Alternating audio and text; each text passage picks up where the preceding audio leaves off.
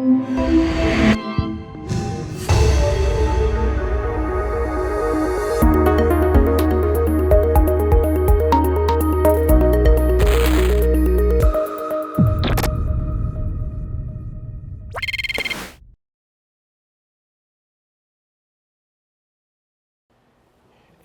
siento feliz de tenerlos acá y conversarles un poco, ¿ya?, de actualmente de algunos intentos de teóricamente aplicar la topología algebraica en áreas concretas, ¿ya?, relacionadas a la sociedad.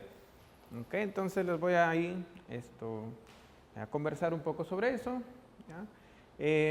Tengan la confianza, ¿no?, de alguna pregunta, lo pueden hacer con confianza, ¿ya?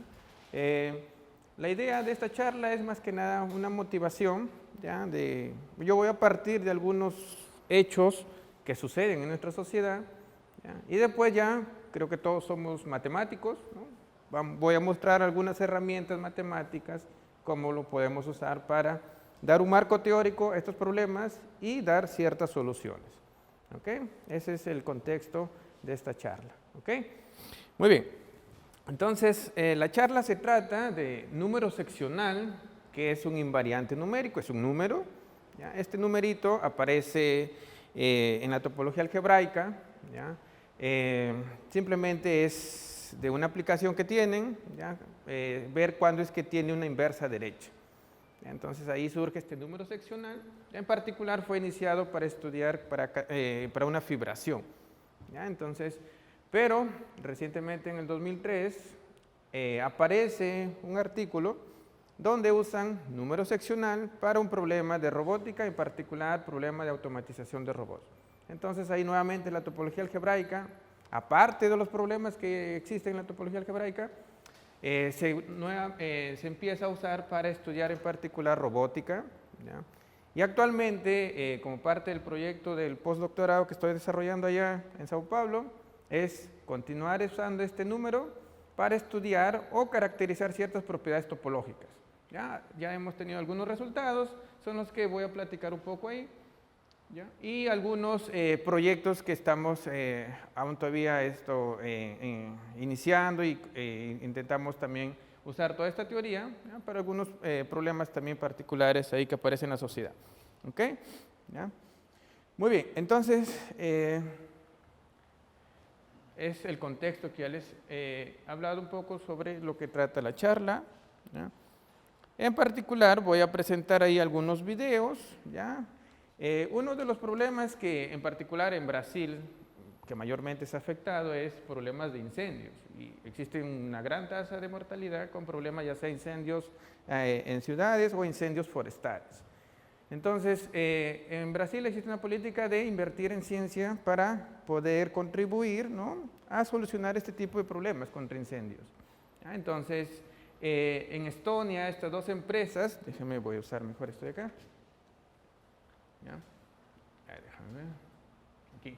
En Estonia, ¿ya?, y en Holanda existen dos empresas que se unieron, ¿ya?, para desarrollar robots que sirven para problemas contra incendios. Uno de ellos es el Multiscope, ¿okay?, que fue presentado en 2020.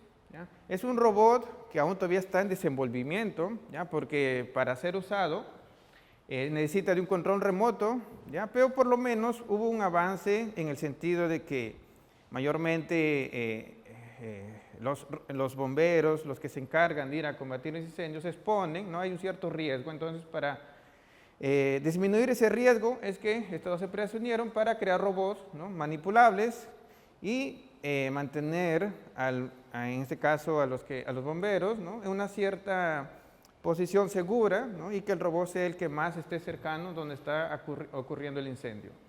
¿Okay? Entonces les voy a mostrar ahí un video de la misma empresa que mostró cuando presentaron el Multiscope.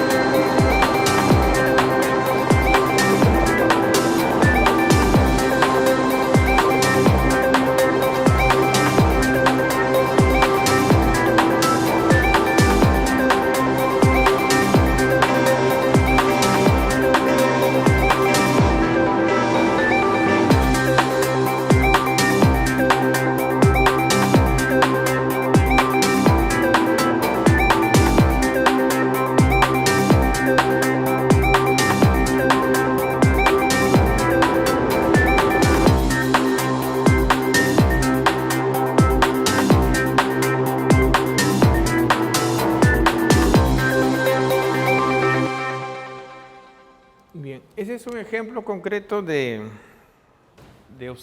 diseñar este tipo de robots, ¿ya? Para problemas de contraincendios. Como mencioné, en Brasil es el tercer país, me parece, a nivel de Latinoamérica, que la gente más muere en incendios, ¿ya? Incendios civiles o incendios forestales. Entonces, parte de nuestro proyecto es, como pueden ver, estos robots aún todavía faltan, si bien es la última versión que ha salido para este tipo de problemas, ¿no? Por estas dos empresas. Y entonces el próximo paso es automatizarlos, en el sentido que se tornen autónomos, ¿ya? Entonces es un gran desafío, ¿ya? Para la robótica, ¿ya? Para quienes trabajan en la parte computacional, el de automatizar un robot, ¿ya? Uno de los ingredientes es justamente construir algoritmos que les den rutas a estos robots de tal forma que los tornen autónomos. Es un gran desafío en la robótica, ¿ya? Entonces, en particular, justamente uniendo la mayoría de técnicas que aparecen, que se usan en robóticas, algunas de ellas no tienen ningún marco teórico, ya en el sentido de una teoría, ¿no? Que recupere los resultados que ellos ya han conseguido. Entonces, un ejemplo de una teoría es esta teoría llamada Topological Robotics, y que fue iniciada en el 2003 de usar técnicas topológicas para que el problema de encontrar algoritmos que tornen autónomos a los robots. ¿Okay? Entonces, parte de nuestro trabajo actualmente es justamente implementar esos algoritmos para tornar autónomos, ¿no? En particular ese tipo de robots que ya existen, ¿no? Y ya se tiene, o sea, no hay necesidad de diseñar un nuevo robot, sino nada más de tornarlo autónomo, ¿no? Implementando los algoritmos que se diseñan y que se obtengan, ¿no? Con esa teoría de Topological Robotics. ¿Okay? ¿Ya? Este es un ejemplo. En China también, ¿no? Justamente dedican a construir drones también para combatir incendios. ¿Okay? Este es un ejemplo de un dron, ¿ya? Desarrollado en una universidad de China, ¿ya? Esta es la empresa que se dedica a este tipo a este rubro, podríamos decir, ¿ya? El detalle, pues, es un dron, entonces él todavía no tiene autonomía, ¿ya? Él necesita ser controlado, aún todavía por un control remoto, ¿ya? Entonces, el siguiente paso, como mencioné, es un gran desafío para la robótica, tornarlos autónomos. ¿Okay? Muy bien, esos no son dos ejemplos. Ya uno como matemático, ¿qué es lo que ve ahí? O sea, ve movimientos de ciertos objetos, son los robots, ¿no? Que se desplazan de un lugar a otro. Entonces ya como matemático se trata de un problema de robots móviles, ¿ya? Por ejemplo aquí hice esta animación para mostrarles, déjenme ver acá, ¿ya? Que si uno ya tiene el control del movimiento, o sea, de las rutas de una cierta cantidad de objetos, si uno logra diseñar o darles las rutas de estos objetos que van a seguir, ¿no? Justamente vamos a tener un mayor dominio cuando ellos ya se van a mover. Por ejemplo, aquí ya he diseñado la ruta de esas partículas, ¿okay? Ahí en ese caso se mueven con velocidad constante, ¿ya? Se mueven simultáneamente y nunca colisionan, ¿ya? Porque ya las rutas o el algoritmo que podríamos pensando que estos son robots, ya le hemos implementado, ¿no? Y ellos simplemente van a seguir ese algoritmo, ¿ya? Van a ser autónomos de moverse así, y si aumentamos su rapidez, déjenme ver acá, ya por el diseño que le hemos dado del algoritmo, pueden moverse tan rápido que puedan, nunca van a colisionar ahí. ¿Okay? Entonces es una ventaja teórica, ¿no? De que si uno encuentra esas rutas, ¿no? Que van a seguir estos objetos, ¿ya? Es una herramienta, ¿no? Que ayuda, ¿no? en la planificación y movimiento de estos objetos, ¿ya? Entonces, teóricamente eso es posible, ¿ya? Uno de los grandes retos es, en primer lugar, a veces en robótica aparecen sistemas mecánicos que controlarlos con un solo algoritmo, o sea, como podríamos decir, darles simplemente una primera opción de cómo ellos se van a mover, en robótica casi eso no es posible. Se necesitan de varios algoritmos, en particular algoritmos parciales, algoritmos locales. Entonces, un primer problema es cuántos algoritmos por lo menos necesito. Y ese numerito justamente lo da un invariante numérico que es complejidad topológica, que es un caso particular de número seccional. ¿Ya? Me da cuántos algoritmos como mínimo necesito para modelar, ¿no? Para planificar el movimiento de este sistema mecánico. En este caso tenemos 4 partículas que se mueven en el plano, ¿no? Si aparece un obstáculo ahí en medio, ya la complejidad aumenta de planificar el movimiento, ¿no? Obviamente que no choquen entre ellos y que no choquen con aquel obstáculo. ¿Ya? Entonces, una forma de medir eso matemáticamente es vía un numerito llamado complejidad topológica, ¿ya? Que justamente fue dado en 2003 para este problema, ¿ya? Uno de ellos es calcularlo, es un problema súper difícil. Ahí justamente lo que se hace es, se estima inferiormente, superiormente, con técnicas ahí de topología algebraica y se calcula. Por otro lado es encontrar exactamente cuáles son esas rutas. Es otro gran desafío, ¿ya? Y los 2 problemas clásicos en esta teoría de topología robótica. ¿Ok? Muy bien. Déjenme ver acá. Otro caso que aparece, ya se han diseñado robots, justamente robots para hacer cirugías, como el caso del Versus, ¿ya? Desarrollado en Inglaterra, ¿ya? Y que hoy en día pues ya se están usando estos robots, ¿no? Para hacer cirugías más precisas. ¿Okay? En este caso ya no son robots móviles, ¿no? Como pueden ver ya son brazos robóticos. ¿Okay? Son brazos robóticos, ¿ya? El detalle también, estos brazos robóticos son manipulados, ¿no? Por los médicos y acá tienen ya un sistema, ¿no? Que el médico va a empezar a mover acá y los brazos robóticos, de acuerdo a las órdenes que le da el médico, va a hacer la cirugía. ¿Ya? Es una herramienta que hoy día lo usan para dar operaciones más precisas, para minimizar ciertos errores, ¿ya? Humanos, podríamos decir, ¿ok? ¿Ya? Entonces ahí aparecen los brazos robóticos, ¿ya? Déjenme ver, creo que tengo aquí. Es este de aquí, ¿ya? De la misma CMR.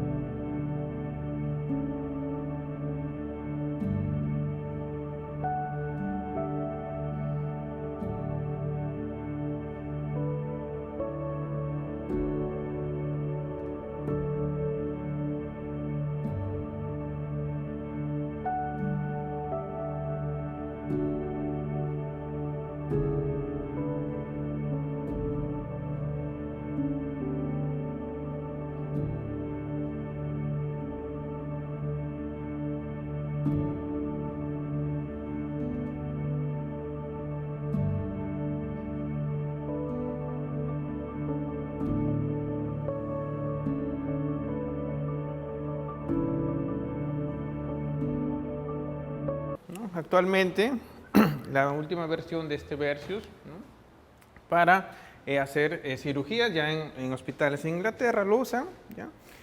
Y como mencioné, el gran desafío de estos robots ahora es automatizarlos, ¿no? O sea que ya, de acuerdo al, como se dice, al diagnóstico médico, se dé un algoritmo de tal forma que el robot automáticamente ya va a hacer la operación. ¿Ok? ¿Ya? Muy bien. Entonces ahí surge, existen áreas específicas para estudiar el problema de cómo controlar un brazo robótico, cómo dar algoritmos que controle un brazo robótico. ¿Ya? Problema bastante, un reto para la robótica, ¿no? Mayormente lo que se hace es, bueno, desde un punto de vista matemático, se asocia a este brazo robótico, ¿no?, un espacio topológico que va a controlar los grados de libertad, ¿no?, de este brazo robótico. Existe, sí, ese enfoque matemático, sí se ha desenvuelto bastante teóricamente, ¿ya? En algunos casos también se logra aplicar, ¿ya? Y un enfoque topológico también es capturado en particular por el número seccional, ¿no? ¿Ok? Muy bien. Los dos casos anteriores, ¿no?, como podemos ver, es algo que sirve para nuestra sociedad, ¿no?, una forma de contribuir a nuestra sociedad. Más por otro lado, también existen este tipo de casos, ¿no? Por ejemplo, aquí en Estados Unidos construyen robots, podríamos decir robots asesinos, ¿no?, que son usados, ¿no? En este caso particular fue una noticia que dio, como se dice, despertó de tener, bueno, de cierta forma, ¿no?, la comunidad científica tener cuidado, ¿no?, cuando se desarrolla en particular alguna teoría, ¿no? La matemática en particular que es usada es una herramienta muy poderosa, ¿no? En particular aquí fue un escándalo, ¿no?, de que policías en Estados Unidos, en Dallas, ¿no?, habían diseñado o tenían un robot bomba, ¿no? Lo que hicieron ellos, ¿no?, había un sospechoso que había matado a 5 policías, era sospechoso, ¿no? Con este robot bomba lo hicieron que se acerque al sospechoso sin que se dé cuenta y lo explotaron y mataron así al sospechoso. Y después se dieron cuenta que él no había sido el que había asesinado a los policías. ¿Ya? Entonces fue un escándalo ahí que pasó con él, y un ejemplo de primera persona que murió por un robot, ¿no?, diseñado en particular por policías ahí en Estados Unidos. ¿Ok? Muy bien. Ahora, la primera parte, ¿no?, que contribuye a nuestra sociedad eran los robots. Ahora también, hoy en día, ¿no?, actualmente estamos viendo pues este tipo de situaciones, ¿no?, caos social, ¿no?, a nivel de un país, a nivel mundial, ¿no?, en particular, por ejemplo, en Brasil, ¿no?, casi a mediados de pandemia, ¿no?, también se generaron este tipo de caos, ¿no?, justamente por motivos de pandemia, ¿ya? Entonces, en particular, la Universidad de Sao Paulo también adoptó una política de invertir, ¿no?, en investigaciones que contribuyan a dar soluciones, ¿no?, ante una pandemia, ¿no?, ya sea cualquier problema que se genere ante una situación mundial, ¿no? Entonces, un ejemplo es, ¿no?, justamente teoría de decisión, porque mayormente nuestros gobernantes, cuando deciden algo, simplemente se apoyan, ¿no?, en mayoría de votos. ¿Ya? Entonces, pero desde un punto de vista de teoría de elección social, eso infelizmente no es algo que, como podríamos decir, un poco dictatorial. ¿Ya? Inclusive, déjenme ver el tiempo, les voy a mostrar, ¿no?, qué significa una decisión dictatorial matemáticamente. ¿Okay? Entonces, la Universidad de Sao Paulo empezó, ¿no?, a llamar, ¿no?, inclusive habían concursos de presentar proyectos, ¿no?, que contribuyan a dar soluciones, ¿no?, ante cualquier problema, ¿no?, que se genere, ¿no?, a nivel de un país o a nivel mundial. ¿Okay? Entonces, también el número seccional, hasta nosotros que hemos por la experiencia que tenemos, también lo podemos usar para este tipo de problema que ocurre en la sociedad. En particular, por ejemplo, todas estas personas estaban marchando porque el país estaba decretando ciertos decretos, ciertas leyes, ¿ya?, y que, como podemos ver, pues la sociedad no daba un bienestar común para la sociedad, ¿ya?, porque una ley, cuando se da en un país, teóricamente debe ser algo que va a dar un bienestar común para la sociedad, ¿ya? Pero en el caso de Brasil, ¿no?, casi un sinnúmero de personas no sentían ese bienestar en común. Entonces, teoría de elección social busca eso, dar una elección de tal forma que dé un bienestar en común. ¿Okay? Entonces, matemáticamente también se puede, existe ya un estudio, ¿ya?, y en particular con técnicas topológicas también te da una forma de cómo medir ese problema y también dar ciertas soluciones para ese problema de elección social. ¿Okay? Muy bien, ahí había un video, ¿no? De exactamente cómo era la marcha, pero eso sí, da tiempo, lo voy a pasar al final, ¿ok? También pasó en Berlín, en Alemania, también bastantes personas salieron a protestar porque no sentían ese bienestar en común, ¿no? Por las medidas que el gobierno alemán estaba aprobando. ¿Ok? Entonces también, ¿no? Hubo ese problema ahí de caos social. ¿Ok? Y bueno, nosotros también sabemos que en nuestro país también sucede lo mismo, ¿no? ¿Ok? Muy bien. Entonces ahí les he mostrado dos ejemplos concretos, ¿no? De problemas que afectan a nuestra sociedad, ¿no? Existen ¿cómo podría decir? Puntos de vista que se dedican a investigar, a dar soluciones, ya sea con alguna ciencia exacta o no exacta. En nuestro caso, nosotros vamos a modelar o dar una herramienta matemática que me dé un marco teórico para dar ciertas soluciones, ¿no? O que contribuyan, ¿no? A dar cierta solución, ¿no? Que va a permitir de cierta forma, ¿no? Fundamentar, ¿no? En particular cuando se toma una decisión, ya con una herramienta teórica, en particular matemática, ¿no? Ahí viene el trabajo justamente de los matemáticos, porque existen enfoques ya propios del área de sociales, dan un enfoque, pero un enfoque matemático mayormente no trabajan, ¿no? Entonces, lo que nosotros esperamos también es contribuir matemáticamente, ¿no? En dar ciertas soluciones. ¿Ok? Muy bien. Entonces, ahora les voy a hablar un poco sobre de qué se trata ese objeto teórico que es número seccional, ¿ya? Y después cómo lo vamos a usar en particular, ¿no? Para dar ciertas soluciones, ¿no? A estos dos grandes problemas que afectan a la sociedad. ¿Ok? Muy bien. Entonces ahora sí, como matemáticos, vamos a considerar sea X un espacio topológico. ¿Ok?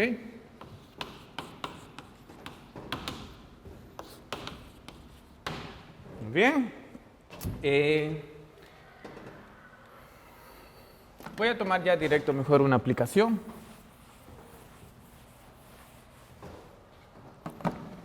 Sea F, que va de X en Y, una aplicación continua.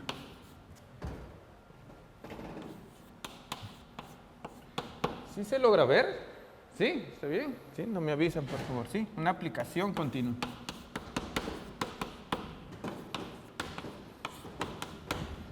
¿Ok? Una aplicación continua. Entonces, decir qué es el número seccional es fácil. ¿Ya? El número seccional es lo siguiente.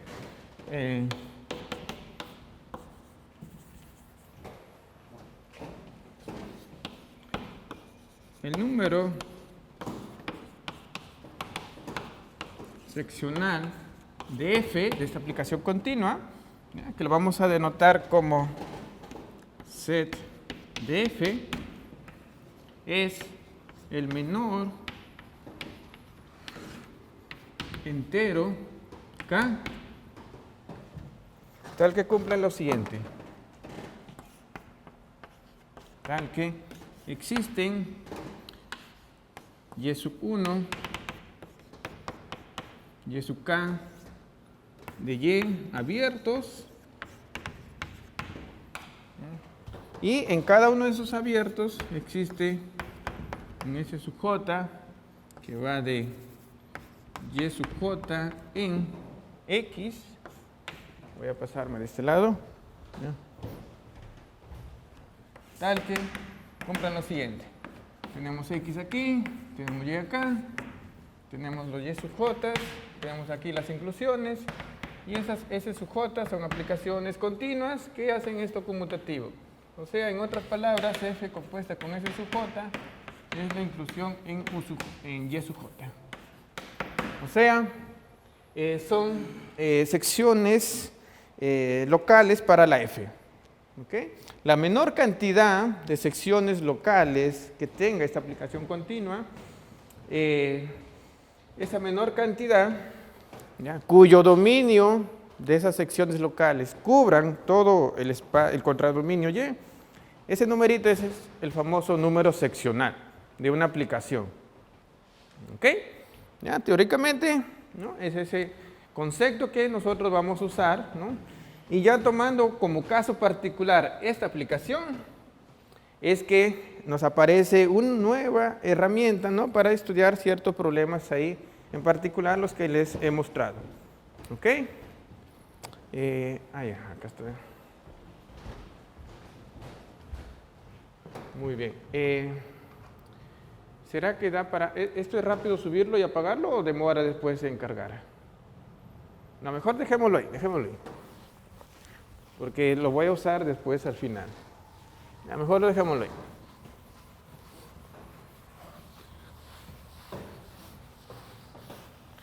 Muy bien. Entonces tenemos el número seccional. ¿Ok? Calcular este número seccional, como mencioné, es un gran reto. ¿Ok? Lo que se hace es estimarlo. ¿Ya? Entonces, superiormente se estima con teoría de homotopía. ¿Ya? En particular, se estima este número seccional de f. ¿Ya? Inclusive, hay que recordar lo siguiente. Si tengo una aplicación continua, sabemos que se le puede asociar una fibración. ¿Ya? Simplemente lo que se hace es, ¿no?, el dominio del X se extiende un poquito, ¿no?, de tal forma que su tipo de homotopía no cambia, ¿ya?, y la aplicación se puede construir una fibración, ¿no?, que justamente la represente. ¿Ok? ¿Ya? Entonces, voy a hacer aquí, ¿no?, X para Y. Y acá tenemos el espacio, podríamos llamar eso F, que se proyecta, ¿no?, y esta es una fibración. Y este de aquí se puede pensar que está metido ahí. ¿Ya? Teóricamente tenemos esto de ahí, esta es una equivalencia homotópica, esta es una fibración. ¿Ok? Muy bien. Entonces lo que se tiene es lo siguiente, que el número seccional de la fibración es menor o igual que el número seccional de F. En general, para cualquier aplicación continua. ¿Ok? Eso de ahí sale inmediatamente por la siguiente propiedad que tiene el número seccional. Si se tiene un triángulo conmutativo acá que va de X en Y, de X' en Y, y acá tengo una F y una F', y acá tenemos una aplicación, llamémosle phi, que hace conmutativo, entonces se cumple en general que el número seccional de la F siempre le gana el número seccional de la F'. Y eso sale inmediatamente por el hecho de que si tiene una sección local aquí, la composición de esta me da una sección local de esta, gracias a la conmutatividad. ¿Ok? Entonces, en particular, se tiene esta desigualdad en general. ¿Ya? Y el número seccional de una fibración ya había sido estudiado, ¿ya?, al cual se le llamaba categoría seccional. Tenía ese nombre original, categoría seccional de esta fibración. ¿Ya? Fue iniciada por un ruso ahí, Albert Schwarz, ¿ya?, que introduce ese estudio de categoría seccional para una fibración. ¿Ok? Entonces, existen algunas referencias o algunos libros, ¿no?, que estudian simplemente el número seccional para fibraciones, o también llamado categoría seccional para fibraciones. Pero para nuestros fines necesitamos el concepto de número seccional para cualquier aplicación. ¿Ok? Muy bien. Entonces, nada más voy a dar aquí, en general, este número seccional se dice que es infinito cuando suceden, por ejemplo, que no es posible cubrir al Y, ¿no?, con una cantidad finita de abiertos de tal forma que sobre cada uno de ellos exista una sección transversal. Cuando no es posible eso, se dice que el número seccional es infinito. ¿Ok? ¿Ya? Muy bien. Existen ejemplos, ¿no?, que este número seccional es infinito. ¿Ya? Porque existe una propiedad que dice que la finitud de este número seccional implica que la F sea sobreyectiva. ¿Okay? Se puede verificar por definición que si el número seccional es finito, o sea, es posible dar una cobertura finita sobre donde cada una de ellas admita una sección local de la F, entonces F es sobre. ¿Ok? Entonces usted toma una aplicación que no sea sobreyectiva y ya su número seccional es infinito. ¿Ok? Muy bien. Sin embargo, el número seccional para una fibración en general está limitada por otro invariante numérico que también es estudiado en topología algebraica llamado categoría LS de un espacio topológico. ¿Ok? Entonces le voy a hablar aquí rapidito de qué significa esta categoría de un espacio topológico. Sea X, espacio topológico.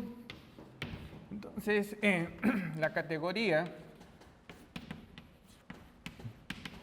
LS de Listernich-Schirelmann, ¿ok? Son aquellos que definieron este numerito de X denotado por categoría de X. Es el menor entero positivo K tal que existan U sub 1, U sub K abierto de X tales que X se exprese también como la unión y cada inclusión sea nulo homotópica. O sea, cada inclusión se deforma una constante. ¿Ya? O sea, estos abiertos son contráctiles en el espacio X. Ese es existe toda una teoría de categoría para un espacio. También es un problema bastante difícil calcularlo, pero existen ya algunos resultados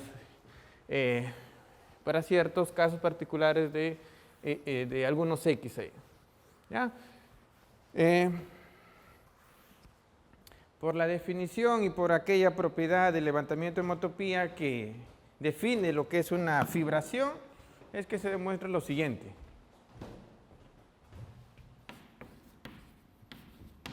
Se demuestra lo siguiente, que si F, que va de E en B, es una fibración,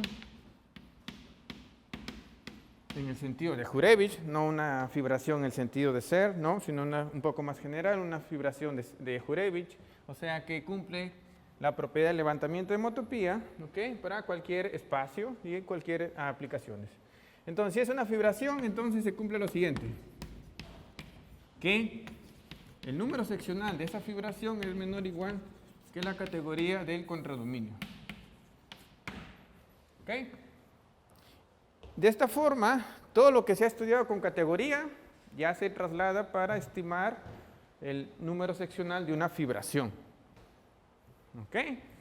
Muy bien. Y existe un caso particular cuando estos dos igualen. No es un sí, solo sí, ¿ya? Pero sí da una sola ida. Además, si F es nulo homotópica, o sea, es homotópica una constante, entonces se da la igualdad. El número seccional de F coincide con la categoría del contradominio. En particular, si este es contráctil, ¿no? Entonces número seccional coincide con la categoría de B. ¿Ok? ¿Ya? Entonces ahí, ¿no? Es una forma de cómo el número seccional en particular generaliza, ¿no? A este concepto que es categoría de un espacio topológico. ¿Ok? Muy bien. Entonces, como mencioné, como este numerito ya tenía tiempo atrás desde que Schwarz definió lo que era categoría seccional de una fibración, ya había sido estudiado. En particular se conocen estimativas para este de aquí. ¿Ya? En particular, cuando ves un complejo celular, este de aquí es menor o igual que la dimensión de ese complejo celular B dividido por el grado de conexidad más 1. Ya son estimativas homotópicas, ¿okay? Que en general son usadas, ¿no? Para estimar este de aquí. ¿Okay? Y por otro lado, por la parte inferior, justamente se usa la información algebraica de esa aplicación. ¿Ya? Entonces ahí es donde se usa teorías de cohomología para dar cotas inferiores de este numerito.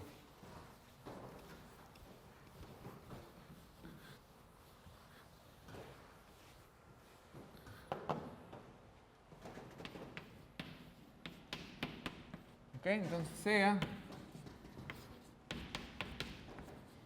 una teoría de cohomología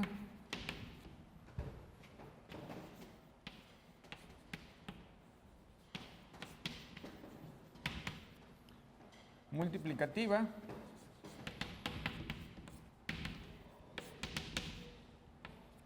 ¿okay? En la categoría de espacios topológicos, ¿ok?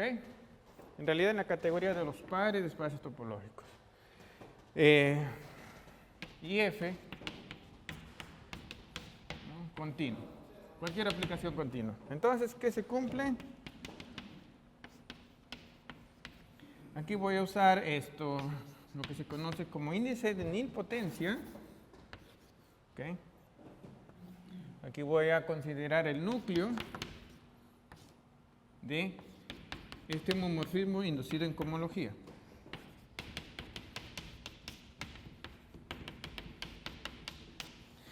O sea, esto significa el mayor producto que consigan, no trivial, en el núcleo de este homomorfismo es llamado índice de nilpotencia. ¿Ok? Ese mayor producto que consigan, no nulo, es llamado índice de nilpotencia de este subconjunto que está metido en este anillo de cohomología.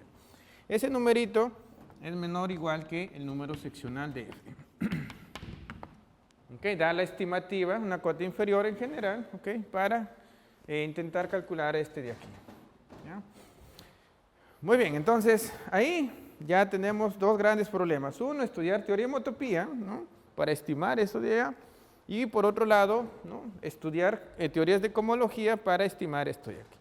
Uno de los grandes retos es, ¿no? Justamente diseñar o construir, mayormente para construir una teoría de cohomología se usan espectros, anillos espectrales para construirlas, de tal forma que me den buenas cotas inferiores acá. En general, la cohomología singular, que es más que nada la que es usada, infelizmente está muy lejano, ¿no? Cuando se logra calcular este numerito con otros métodos. En general se muestra eso de ahí. ¿Ya? Entonces, es un gran reto de construir teorías de cohomologías que esto, por lo menos, se me acerque un poco a este de aquí. ¿Ok? Muy bien. Entonces, ese es un panorama ahí general, ¿no? De este número seccional, ¿ok? Propio de la topología algebraica. Muy bien, ahora sí voy a presentarles un caso particular de una F que modela el problema de planificación de movimientos de robots. ¿Ok? ¿Hasta ahí todo bien? No sé si tienen alguna curiosidad tal vez ahí. ¿Ok?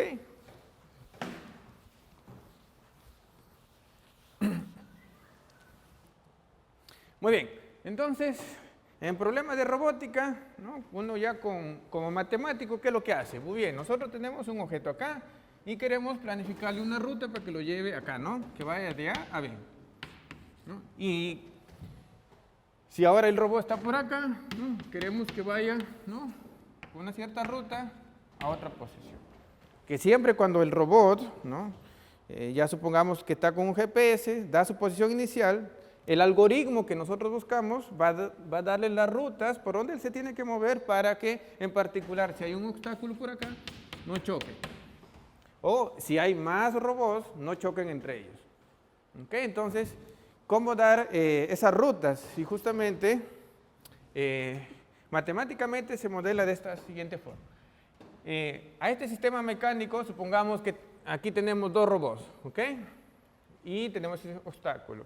Entonces, si nada más estamos interesados en controlar, por ejemplo, que esto se mueva en el plano, nada más la localización de los robots, entonces ahí el espacio que modela eso de ahí va a ser un subespacio de R2 veces R2. ¿Ya? Con ciertas condiciones ahí para evitar las colisiones entre ellos y con este obstáculo. Pero en general se puede asociar a cualquier sistema mecánico, se puede asociar un espacio llamado espacio de estados. o espacio de configuraciones, espacio de estado. Este espacio de estados, cada punto de él me determina cómo está mi sistema mecánico. ¿Ok? El famoso espacio de estados que aparece en robótica. ¿Ya? Muy bien, entonces yo voy a diseñar esas rutas, pero acá, en este espacio de estados que en general tiene una topología. ¿Ya? Entonces yo voy a partir de un espacio topológico que va a ser el espacio de estados de mi sistema mecánico y voy a hacer la siguiente construcción. ¿Ya?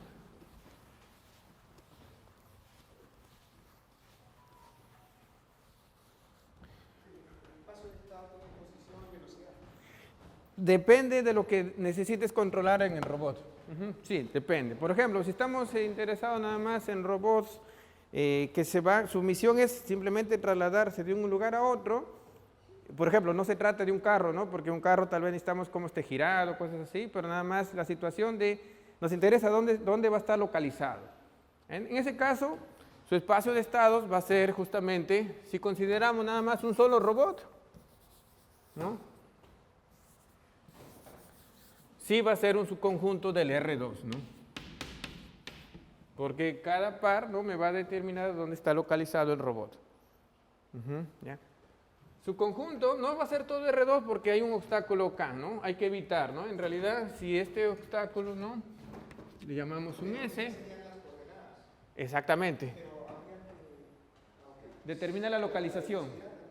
Claro, exactamente. Si mides la velocidad, exactamente, aumenta un grado de libertad que multiplica ahí.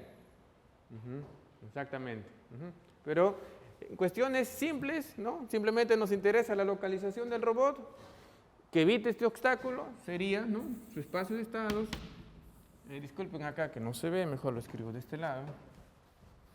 Su espacio de estados sería, ¿no?, en ese caso el X, su espacio de estados, el R2 quitándole, ¿no?, los puntos donde no tiene que estar el S. ¿No? Es una forma de capturar ese espacio de estados, ¿no? Y existen técnicas ahí computacionales, ¿no?, dependiendo de cuál sistema mecánico estás queriendo controlar, es que se construye el espacio de estados. ¿Ya? Pero para términos simples, ¿no?, sería, un caso particular sería este de aquí.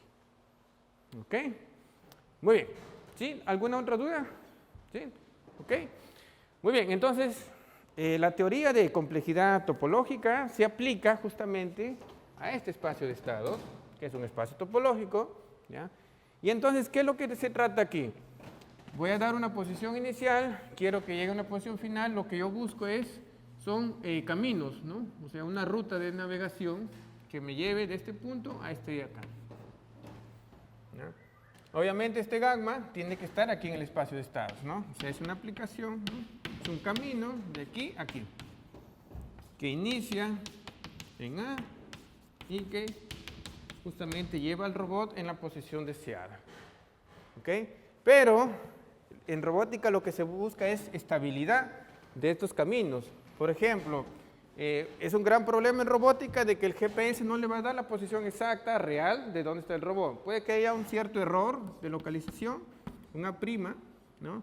Y entonces, ese camino que se busca, ¿no?, me va a dar un camino. Obviamente lo que se busca es que esos caminos sean estables. Por ejemplo, que se parezca a este, más o menos que sea una cosa así, ¿no?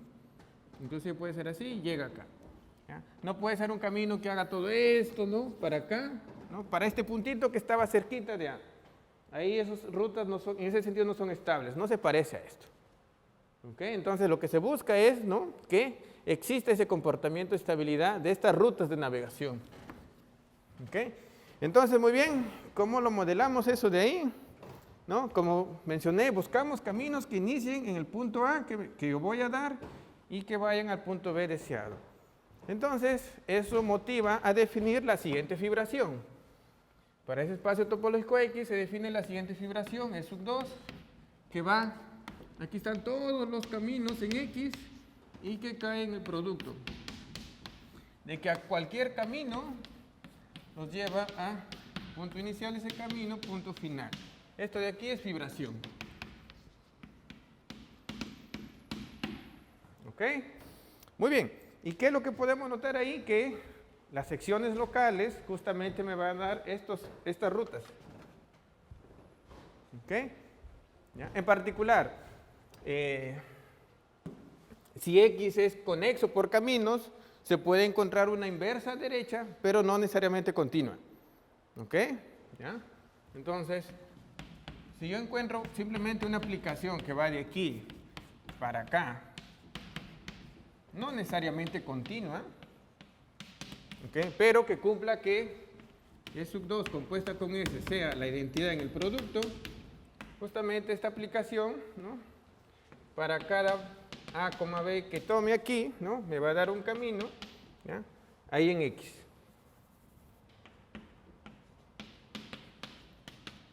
¿No?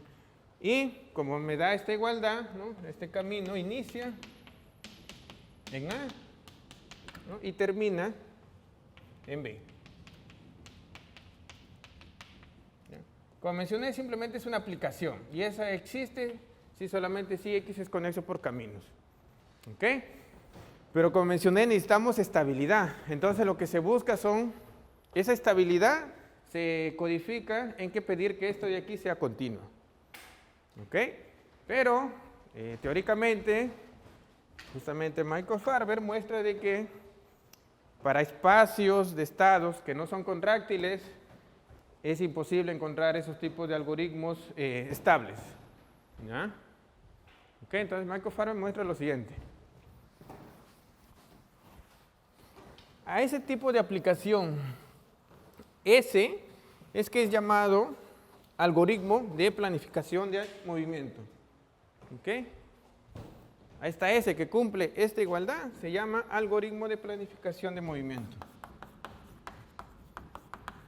Bueno, nosotros vamos a decirle algoritmo nada más. ¿Ok? Muy bien.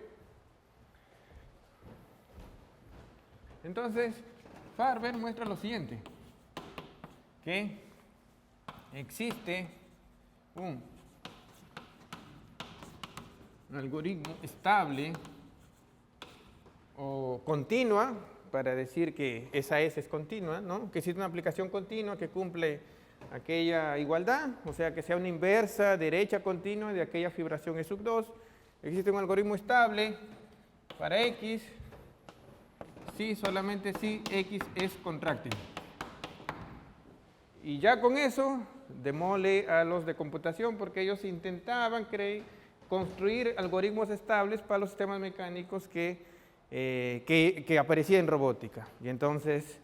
Y en realidad, efectivamente, los espacios de estados que aparecen en robótica no son contráctiles. Entonces, teóricamente, no es posible encontrar un solo algoritmo estable que modele aquel sistema mecánico. ¿Okay? Entonces, aquí es un ejemplo, ¿no? De un resultado teórico que me da una información que a veces en la práctica no es posible, ¿no? Verificarlo, ¿no? Que mayormente ya cuando uno trabaja en la práctica, mayormente hace ensayo y error, ¿no? Y ahí va mejorando. ¿Ok? Este es un ejemplo de que esta teoría en particular, como podemos ver, simplemente esta es una sección, ¿no? No necesariamente continua, pero que si la continuidad se pide, ya lo restringe demasiado, ¿no? Los espacios son prácticamente triviales, ¿no? En el contexto de homotopía. ¿Ok? Muy bien. Entonces, se define, ¿no? Justamente, ¿no? La complejidad topológica de X como el número seccional de esa E sub 2. Así de simple, ¿no? O sea, la menor cantidad de secciones locales continuas cuyos dominios cubran a este de aquí, es lo que se llama complejidad topológica. ¿Ya? Y justamente cada sección local continua es llamado de algoritmo local. ¿Ya? Y ya son estables, ya, porque se piden que sean continuos. ¿Ok? Y esa es la famosa complejidad topológica que es usada en robótica. ¿Ya? Y uno de los grandes retos es pues calcularlo. Y además, el otro problema es los números, los algoritmos, o sea, las inversas a derechas locales continuas. ¿Ok? Es uno de los grandes retos de la topología algebraica calcular ese numerito. En particular ya aparecen un montón de problemas matemáticos. Por ejemplo, un grande desafío se puede verificar que esta complejidad topológica nada más depende del tipo de homotopía de X, o sea, si X es homotópico a Y, sus complejidades son la misma. Entonces, cuando tienen un grupo, ¿no? Sabemos que a menos de homotopía existe un espacio, ¿no?, que lo clasifica. Entonces, ahí se define la complejidad topológica de un grupo como la complejidad topológica de su clasificante, y ahí lo que se espera es de que esa complejidad topológica nada más dependa algebraicamente del grupo. Solamente codifica la información algebraica del grupo. En categoría, sí fue un grande reto mostrar que la categoría de un grupo, o sea, la categoría de su clasificante, nada más coincidía con la dimensión cosmológica del grupo. Fue un grande reto que al final se logró mostrar que efectivamente nada más existe un caso excepcional, ¿ya? Pero aún todavía para complejidad topológica es un grande reto, ¿no?, de codificar algebraicamente ese numerito. Muy bien, ahora es en contexto de topología robótica. Y bueno, como ya tengo 5 minutos nada más, vamos a ver cómo modelamos la parte social. Ya, como mencioné, con esta herramienta, dependiendo del espacio de estados que aparezca en el sistema que usted va a modelar, ¿no?, es que le da la información. Por ejemplo, si quiere modelar un sistema multirobot, una cantidad finita, por ejemplo, de aeronaves, usted lo quiere modelar, quiere controlar su movimiento, dar algoritmos de tal forma que vayan de un lugar a otro sin que colisionen, ¿ya? La complejidad topológica para ese espacio que modela justamente es la complejidad topológica de este espacio de aquí. Ya, nada más brevemente, para un sistema multirobot, ¿no?, pongamos que tenemos aquí R1, R2, 3, 4 partículas, ¿ya? Aquí estoy considerando puntuales porque estamos aplicando herramientas topológicas. Entonces, si fuese un robot, ¿no?, que tiene, como sabemos, ¿no?, es como si fuese una esfera, ¿no?, a menos de homotopía, todo ese sistema lo podemos considerar como si fuese puntual, ¿ya?, porque usamos herramientas topológicas, nos permite dar una simplificada ahí.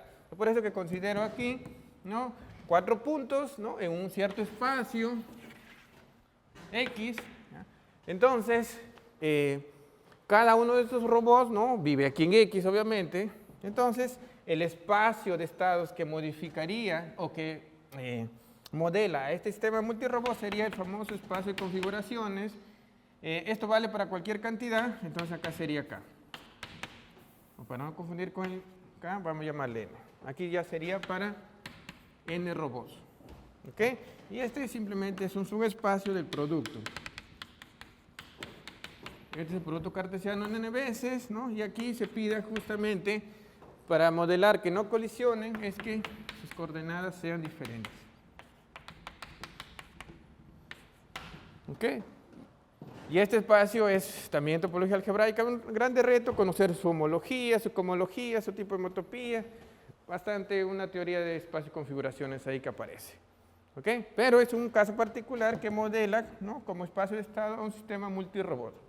Entonces, en el caso nada más que estos robots se mueven en el espacio euclidiano, ¿no?, es un gran problema también, en particular para Rm, ¿no?, obviamente para n mayor o igual que 2, conocer la homotopía de este espacio, en particular calcular la complejidad topológica de este espacio, que me va a decir qué tan difícil es planificar el movimiento de estas n partículas en el espacio euclidiano, ¿ya? Depende del número de partículas, ¿ya?, si bien no va a depender de la dimensión del espacio, solamente depende de su paridad. Para todos los pares M, la complejidad nada más depende del número de partículas. Para los impares, nada más depende del número de partículas. Es por eso que nada más el interés es M, 2 o 3. ¿Ok? Y muy bien, entonces, un gran reto fue calcular su complejidad topológica, se calculó, pero el problema es que no se construían los algoritmos. Y justamente uno de los trabajos que, en particular, que hemos hecho es construir esos algoritmos explícitamente, ¿no?, y esos son los que justamente estamos por implementar para sistemas multirobot, en particular para control de tráfico aéreo entre aeronaves, para que vayan de una posición a otra sin que colisionen ahí. ¿Ok? Esos algoritmos esperamos que justamente den ese tipo de información, ¿no? Para atender, ¿no? A esta demanda de controlar aeronaves, ¿no? En particular a construir aeronaves autónomas. ¿Ok? Perdón, o sea, la solución del problema sería ¿cuáles son esas rutas? ¿Cuántas? ¿Cuántas rutas son? No, ajá, exactamente. Este numerito, la complejidad te dice cuántas necesitas. Aparte es cuáles son esas rutas. Esos son los dos grandes problemas. Sí, exactamente. Sí, adelante. Sí, la complejidad topológica del espacio de configuraciones RM n partículas coincide en la complejidad topológica de FR2 para todo M par. Y análogamente para los impares. Ajá, para R2, para R4, para R6, para todos los pares su complejidad es la misma. Sí, para R3, ahí la complejidad topológica ajá, de cualquier impar coincide con la de R3. Y eso es conocido. ¿Ya? Este de aquí es 2n-1. ¿Ok? Y para R3 es 2n-2. Nada más depende del número de partículas. ¿Ok? ¿Ya? Su complejidad es lineal. Y como mencioné, calcularla era un problema súper difícil. Se necesitaban técnicas de topología algebraica bien elaboradas, ¿no? En particular, conocer bien el anillo de cohomología de estos espacios y configuraciones y, por otro lado, encontrar los algoritmos, ¿no? Son aquellos que nosotros hemos podido diseñar. ¿Ok? Muy bien, ahora, nada más ya para terminar, porque el tiempo se pasó volando, nada más déjenme mostrarles en el caso de elección social. ¿Ok? Para el problema de elección social, el problema de elección social topológico consiste en lo siguiente. X ahora va a ser el espacio de preferencias, ¿no? O sea, aquí están todas las preferencias de una cierta cantidad de n personas. El grande problema es ver si es que existe una aplicación que va de xn en x, ¿no? Continua, tal que cumpla lo siguiente, que cuando cogen un elemento en la diagonal, eso le retorna x. Y esto significa que la votación es unánime y que sea anónima.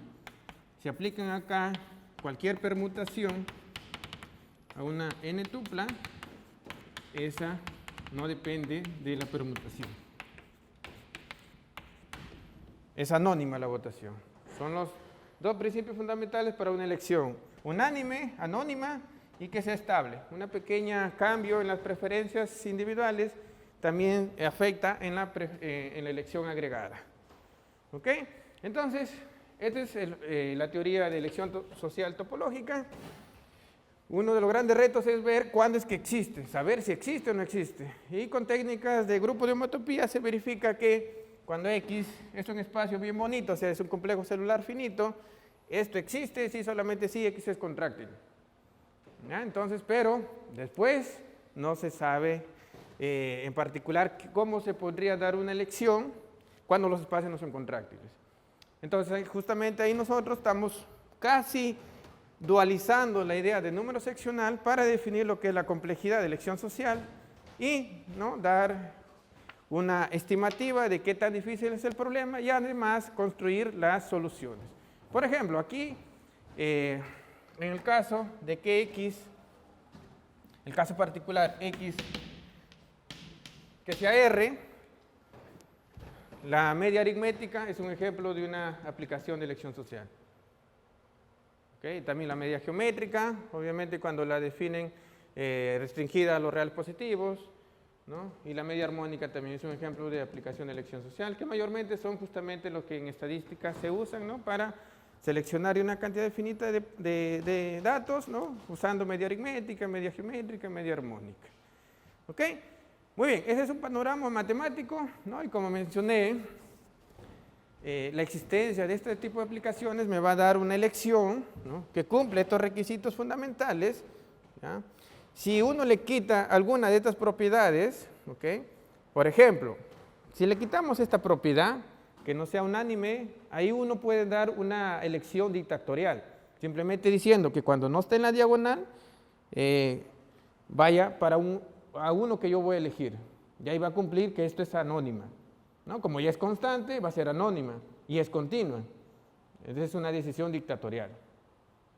¿Ok? Ese sería un ejemplo de una decisión dictatorial que infelizmente a veces pasa eso, ¿no? Muy bien, es lo que quería presentarles.